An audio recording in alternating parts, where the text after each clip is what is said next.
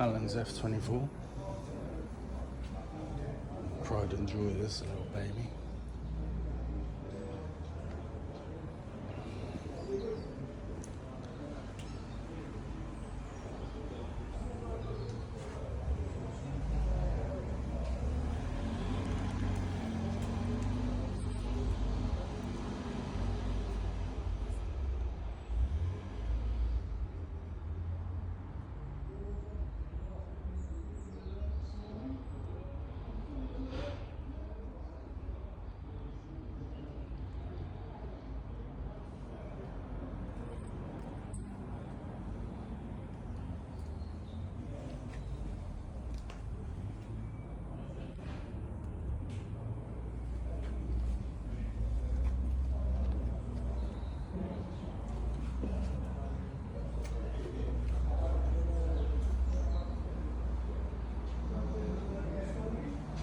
The F2.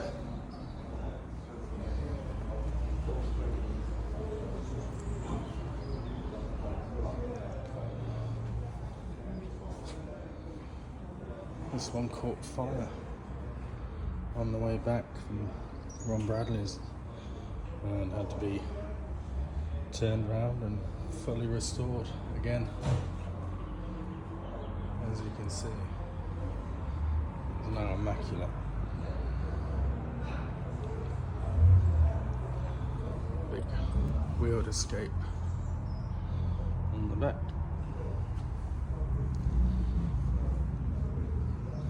And rear mounted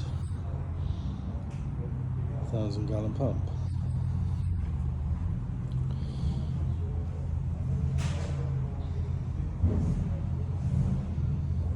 Oh. Anybody wondering what an B81 engine looks like with the head off, 2 broken pistons and a couple of missing valves? There you go. There's the Borg Warner, no, it's the Hydromatic General Motors, license built by Rolls-Royce, 4-speed automatic gearbox. This one is ready for rebuild. As you can see, the torque converter has been sat in water, so wants some work, does that. Back to engines again. This one's the old Austin pump. I don't know where this was stationed. X-ray machine. This is Wimbledon's 75-foot turntable ladder. This is a beautiful bit of kit. Bit of a handful to drive, mind you, but I'm sure it's worth it. Lovely old machine. It's quite an old restoration by all accounts. It's done quite a few years ago, but it does look so nice.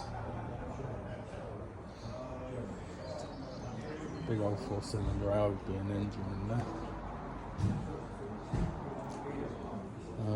Ladder equipment by Merriweather and Bodywork, I think. This is an old machine. It's a turntable ladder.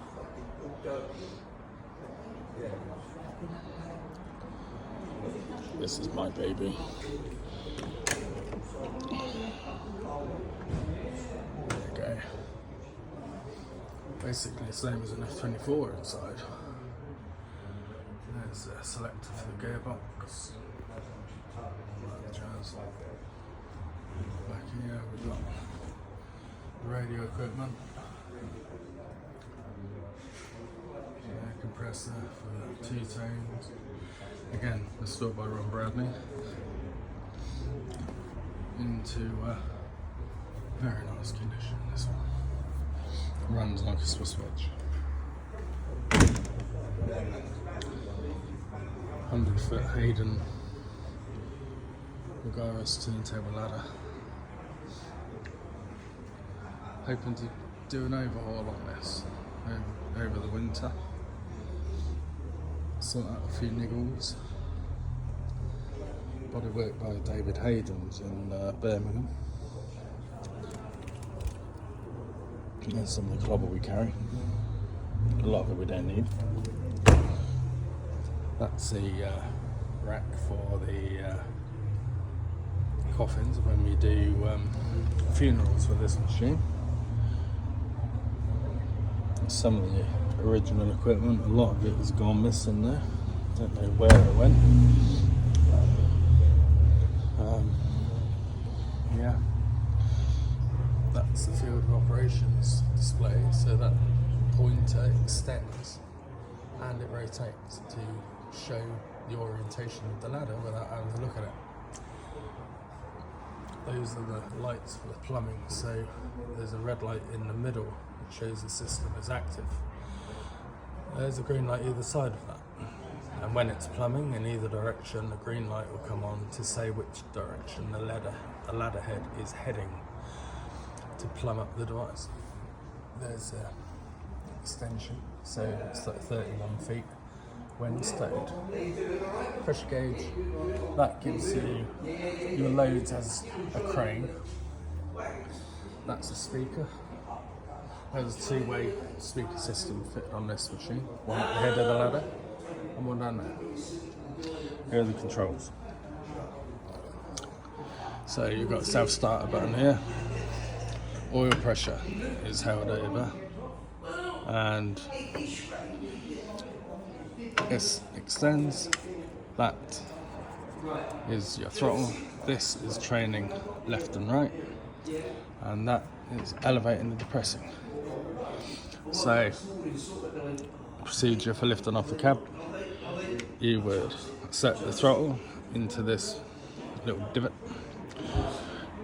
and then you would apply oil pressure. That in turn releases all of the levers. So hold that over, and then like this, and then you would elevate, and it's all progressive, so the more you give it, the more it'll elevate. When it gets to its maximum elevation, the lever naturally self-centers, so you cannot, in theory, over elevate or overextend, because when it reaches its limit, the levers self-center. If it does overextend, you get a warning bell, and what used to be a red warning light up there come on, and all the operations will hydraulically stop. So everything, the locks will engage on all the levers and self-center them. The only movement that it would allow would be for the ladder to come back down within the safe parameters of that field of operations device. You've got the jacks here. They are self-lowering jacks. So when you wind in the axle lock here, wind that then engages the axle lock. I won't leave it because I forget and then drive off with it engaged.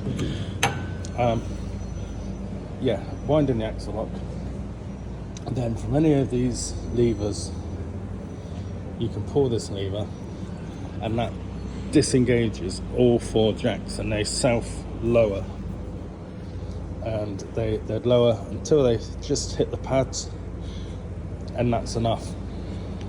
You might give them a little tweak just to make sure that they're home, but yep, that is how you'd leave them. On the back here you've got some controls. So up here you've got plumbing device, manual or automatic. I always leave it in automatic. If you put it in manual, then you need to use this wheel to train the ladder head by hand. In here you've got either hydraulic or manual operation of your extension or depression or whatever. So you can operate this ladder completely manually or automatically, depending on where you put these levers.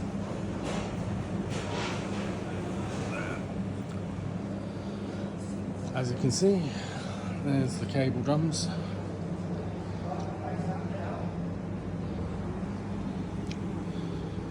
And these are the hose lockers for the ladder. As you can see, there's a hose